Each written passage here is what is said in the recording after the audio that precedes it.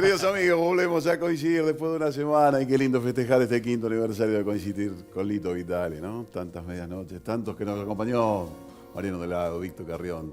Excelente, un lujazo. Un lujazo, un lujazo. Qué musicazos. Sí, me quedé mientras te veía tocar esa frase que vos tirás. Yo no podría enseñar porque yo no sé lo que sé porque sé. ¿Cómo Sí, es la cosa? yo no sé por qué sé lo que sé. Así, Sí, es intuición pura. es intuición pura. Estudié un poquito, hice algunas clases con un par de profesores de piano y mi viejo siempre estuvo cerca mío y dándome algunos lineamientos, inclusive contestando algunas de mis preguntas, pero realmente, teóricamente, lo que toco no lo podría explicar, digamos. No, aparte fue una Es- experiencia difícil, ¿no? es toda- En la época de docente tuya. Sí, empecé a dar clase cuando dejé el colegio secundario y empecé a trabajar, pero daba clase de manera muy sui generis, zapando con los alumnos y pasándole como podía las cosas que yo había aprendido de esta manera tan informal, digamos, ¿no? O sea, es que quería buscarle de alguna manera una explicación a lo que sentimos nosotros como espectadores, ¿no? Cuando los vemos a ustedes hacer estos tremendos conciertos que hacen. Bueno, gracias. Y decía, ¿cómo conocer a Víctor? ¿Cómo conocer a Lito? Y digo, no hay forma si no hacemos la puerta de entrada a través de Esther y de Dombi, ¿no? Sí. Es la manera de poder llegar a conocer. Mira, es un armado familiar muy fuerte y muy presente, que nosotros repetimos de manera diferente, pero sí con la misma intensidad con nuestros hijos, porque tanto mi hermana como yo digo, ¿no? Porque siempre el lugar de pertenencia de la familia, la casa familiar,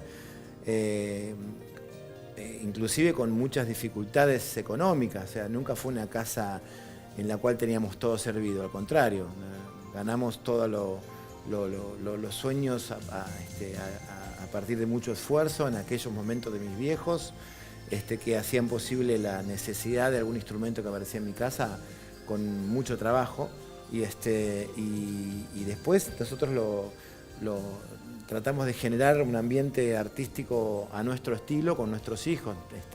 Tenemos 3 hijos cada uno, mi hermana tiene 3, yo tengo otros 3, y tratamos también de, repito, con la diferencia de la situación que era en aquel momento la familia Vitale en Villa Adelina y la que es hoy en San Telmo, con un montón de cosas que hemos logrado a partir de tanto tiempo y de tanto laburo, pero sí, el armado familiar es muy importante y yo creo que se repite en un montón de músicos cuando tienen la posibilidad digamos el perfil familiar tan fuerte. En Víctor y en Mariano existe, siempre de diferente manera, cada familia es un mundo y funciona de una manera especial, pero el tener el apoyo de los padres o el compartir música con los padres es hermoso. Pero vos cuando haces este relato muy en una oración muy sencilla, siempre referenciás el piano humilde. ¿El? El piano humilde. Sí. Lo definís así. Sí. Hoy a la distancia. ¿Piano humilde? Sí. Es que en realidad nosotros somos, en general, los artistas, músicos que No, conozco. yo digo, ese piano humilde, ¿sigue siendo humilde hoy? Sí, por Sí. supuesto, porque es la esencia nuestra. Nosotros somos gente de clase media, en nuestro caso, tirando a baja, y todos los artistas que yo conozco comenzaron con una realidad similar, de cuna humilde, pero llena de amor y llena de sueños y llena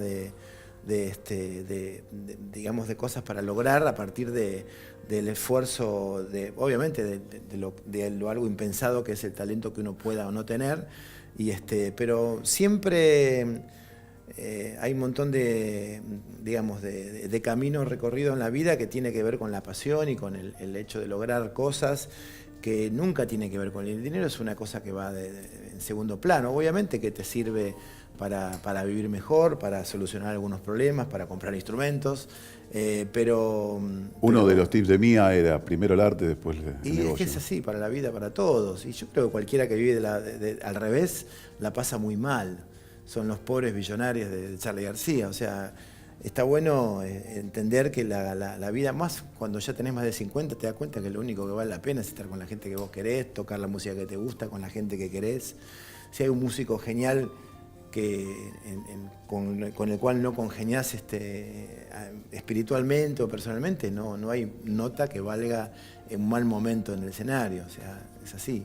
Pero ese piano humilde vino por un caje y por un andamio. El piano humilde de mi infancia, específicamente el piano, sí, era una cosa que usaba un pintor como andamio. ¿Cómo? Que mi viejo se lo canjeó, le hizo un andamio y el piano vino a mi casa. Qué bárbaro. ¿Y ese español que a vos de alguna manera te obsesionó, sí, tiene nombre? Sí, González, no me acuerdo el nombre de pila. Eso fue cuando yo tenía 3 años, 4 años, que venía un español a tocar a mi casa en ese piano, que imagínate lo que era un piano que no servía para mucho, pero era el primer instrumento que tuvimos. Y tocaba, se ve que no tenía instrumento en la casa, entonces era como su pasión, podía mostrarla en esa casa tan particular de Villa de Lina, y tenía un anillo como que yo catalogué como anillo de músico, y bueno, fue una gran inspiración para mí. ¿Y él qué interpretaba en esa época? ¿Qué género? No me acuerdo, la marcha turca la tocaba porque era una música que sonaba mucho en mi casa, de las manos de él, ¿no? Y se improvisaba, pasaba horas tocando el tipo. Yo me quedaba ahí sentado en el piso escuchándolo y mirándolo y admirándolo mucho. ¿Cuándo viene la anécdota tan con ese mensaje tan fuerte, ¿no? De la fogata, de las partituras? Mira, esa anécdota es en el momento en el cual, bueno, mi viejo de chico había estudiado piano, teoría musical y piano, y lo primero que hizo cuando vio que yo tenía una inclinación y un interés muy fuerte con el piano, con el instrumento, me puso la famosa profesora de piano, que venía a Villa de Lina, a mi casa y todo eso. Y después yo iba a íbamos también, cambiamos y tuve otra profesora. Y se dio cuenta que lo que a mí me atrapaba de la música era la posibilidad de jugar y de improvisar y de copiar de oído lo que escuchaba. Y no tenía mucha paciencia para aprender a leer y escribir música, ¿no? Y entonces mi viejo, que era un tipo muy particular y muy inquieto y muy especial, empezó a leer en las distintas formaciones y distintos sistemas de aprender música. Y cayó con un libro llamado El Taller Musical, que no me acuerdo de quién es, está en la biblioteca de San Telmo, por supuesto, que tiene como concepto inicial: la música es un lenguaje, y como lenguaje hay que primero hablar y después escribir, porque es lo natural. Un chico cuando nace empieza a hablar por imitación, nadie le enseña el lenguaje, empieza a hablar por escuchar a los grandes hablar. Y después, cuando puede hablar y transmitir sus conceptos a partir del habla, del lenguaje hablado, puede estar permeable para aprender a escribir y a leer. Pero sería absurdo a un chico, aunque fuera por supuesto un bebé, sería mucho más absurdo todavía, pero ponerle a 3, 4 años, intentar enseñarle a hablar, enseñarle primero a escribir y a leer. Sería absurdo. Lo mismo pasa con la música. Cuando una persona tiene la necesidad de tocar un instrumento, primero tiene que hablar, aprender a tocarlo por imitación, por oído, por lo que sea, y una vez que ya se puede expresar, por ahí para su perfeccionamiento, puede aprender a leer y escribir. De todas maneras, igualmente hay un montón de gente que aprendió primero a leer y escribir y son grandes concertistas de piano, o sea, no es una regla absoluta. No, y vos mismo lo decís. Es otro concepto, es otro perfil de cómo se. Que si bien tomaste ese camino, vos decís, siempre tengo una asignatura como pendiente con la lectura y con ese tipo de cosas. Sí. Pero que no lo vamos a cambiar a esta altura, ¿no? Con todos los. Siempre es buen momento para aprender. Sí,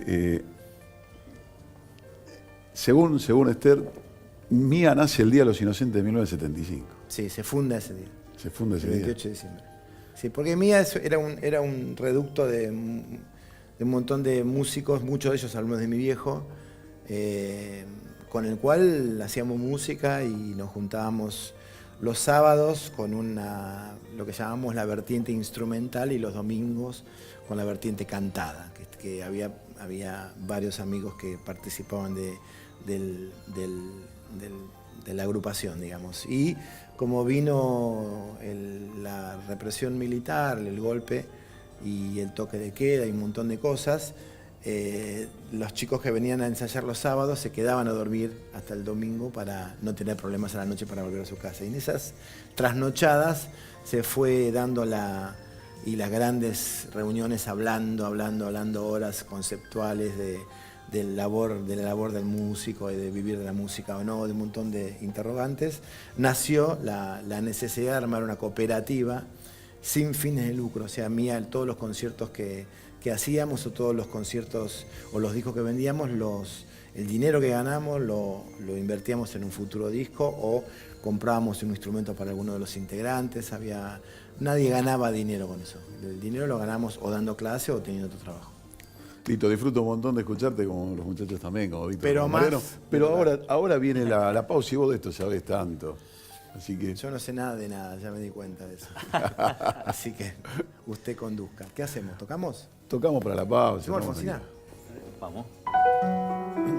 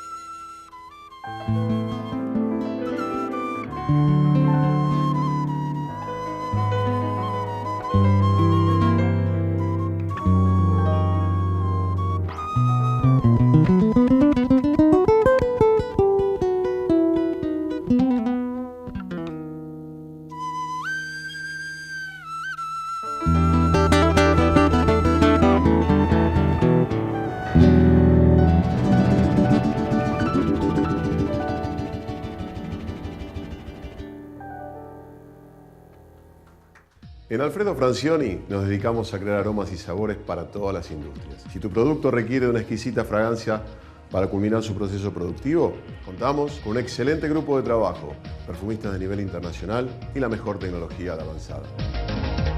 Desde 1943 estamos en el mercado de la perfumería creando las mejores fragancias para nuestros clientes. Y a partir de hoy, ¿por qué no las tuyas? Te esperamos.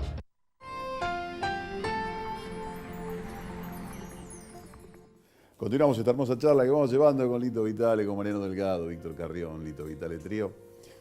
Aquí en Coincidir, nos fuimos con Alfonsina. Sí. Y siempre en tu casa estaba o Juancito Díaz o Mujeres Argentinas. Sí, Juancito Díaz era un pianista genial. Teníamos un disco que me influenció muchísimo, era un gran pianista. Y después estaba el disco Mujeres Argentinas de Ariel Ramírez, de Mercedes Sosa, que bueno, todo el mundo escuchaba a Mercedes y yo escuchaba más a Ariel que a Mercedes, porque los músicos escuchamos siempre los músicos, ¿viste? Escuchás una banda o un cantante y te llama más la atención cómo está acompañado que el cantante en sí. Y sí, esos fueron dos de los tantos discos importantes. Y Ariel tenía una particularidad según vos, ¿no? Usaba más los extremos de sí, no, eso es un chiste que se le hace a la manera de tocar de él, pero era un gran compositor y un gran pianista. Era realmente, hay una escuela, bueno, ahora sigue habiendo grandes pianistas, hay pianistas por todos lados muy buenos, Abel Rogantini, Hernán Jacinto, Andrés Beusaer, el Negro Aguirre, hay un montonazo, Marquesano, que es un chico que toca con Mariano Desengando, que es un genio. Un montón de grandes pianistas, y en aquel momento estaban el Cuchi, Ariel, el Mono Villegas, y grandes tipos que han hecho mucha influencia, bueno, Manolo Juárez, Eduardo Lagos, dentro del folclore, que han hecho escuela, digamos, ¿no? Esa escuela que de alguna manera, bueno, con Manolo creo que hiciste dúo, y con Dino, en la época después sí. de Dino, con Manolo también, ¿no? Sí. Yo toqué bastante con Dino Saluzzi y con Manolo, pero especialmente el momento en el cual más llegué a un estado musical intenso fue con los tríos. El primero con Jorge Cumbo y Lucho González, y el segundo con Lucho, y después quedó como armado ese formato que los chicos escucharon de cuando eran chicos, digamos, y que a la hora de volver a tocar en esta formación y con este sonido, ellos lo tienen muy incorporado. Es lo que siempre digo en los conciertos que hacemos en trío, es como sale fácil porque han escuchado mucho la dinámica, además tienen, bueno, el talento para tocar, ¿no? Lo que tocan, y de manera tan personal, ¿no? Cada trío tuvo su particularidad porque los integrantes iban cambiando y cada uno iba poniendo su perfil, que era fundamental y cambiaba definitivamente el resultado final. Y en toda esa parte de la biografía que contás, como pocos, la experiencia que tuviste entre tantas, sí, de haber compartido con el Flaco Spinetta, ¿no? Idas y venidas, porque sí, J. Morelli te deja por él, sí, después vos lo dejás por Dino, algo así. Sí, algo así, no, fue antes que yo tocaba en Spinetta Jade y me fui a tocar con Dino, y mucho tiempo después armé un cuarteto y J fue invitado por Luis Alberto a tocar y me quedé sin baterista, pero siempre los traspiés no siempre, pero muchas veces traen cosas buenas. Ahí conocí a Cristian Jodurcha, que fue el batero que participó de los más importantes discos del cuarteto, que es Amigo del Alma y La Senda Infinita. Son los discos más digamos, la época más fuerte del cuarteto los hice con Cristian en la batería y Marcelo Torres en el bajo y Manuel Miranda en los vientos. Y 30 años después hicimos el año pasado unos conciertos con el quinteto formado por Víctor, Mariano, Martín González, que es el hijo de Lucho González, y Juan Pablo Rufino. Y con ese quinteto hicimos los conciertos más orquestas de varias provincias con las cuales tocamos. hicimos una especie de celebración del repertorio del cuarteto basados en Ese amigo del alma, que fue un disco bastante importante dentro de mi historia musical e instrumental, ¿no? Y la historia es literal. Llega al fin del concierto en Mendoza, había que terminarlo de alguna manera. Sí, sí, ahí surgió básicamente a partir de una improvisación, especialmente el estribillo de Ese amigo del alma, y quedó, por suerte fue registrado el concierto y quedó como un tema emblema en mi historia. Esas cosas que salen y no tenés mucha conciencia de cómo, o sea, uno cuando compone o cuando toca un tema con una banda, siempre son todos los temas igual para uno, son lo mejor que uno puede dar, digamos, ¿no? No tiene mucha conciencia de lo que puede generar en el público cada uno de los temas. Y muchas veces uno piensa que va a suceder algo con un tema y es otro el que funcionó y conectó con la gente. Y Ese amigo del alma tenía como estaba como medio, tenía como un halo de algo especial. Cada vez que tocábamos eso sucedía, seguramente también coincidió con el momento, el final de Alfonsín, donde mucha gente se iba afuera, con la hiperinflación, y mucha gente se conectaba con sus amigos o familiares a partir de este tema que era interminable, que era larguísimo y que tenía algo de entrañable en lo emotivo, digamos, y que no tenía letra, o sea que cada uno lo podía interpretar de una manera libre, y estaba basado, como el nombre lo indica, en la conexión entre amigos. Entonces fue una sucesión de coincidencias lo que hicieron que esa música tuviera tanto peso en mi historia.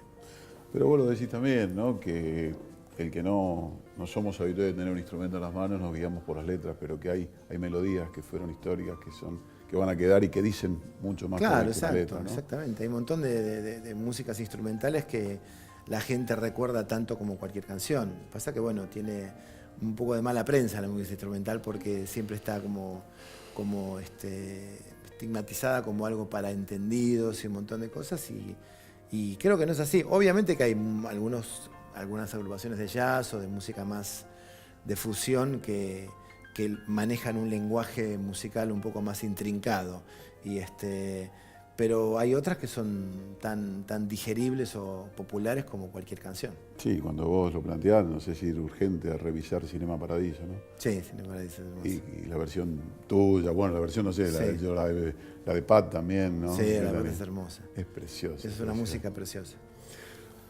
Después me queda la parte tan linda, ¿no? Porque uno conoce de Baglietto la realidad de hoy, lo que están viviendo, pero ustedes se conocen del 77 por un intercambio de bandas. Claro, porque en aquel momento teníamos cada uno en su ciudad, nosotros acá y Baglietto en Rosario, agrupaciones, digamos, independientes o así autogestionadas de organización de conciertos, y nosotros...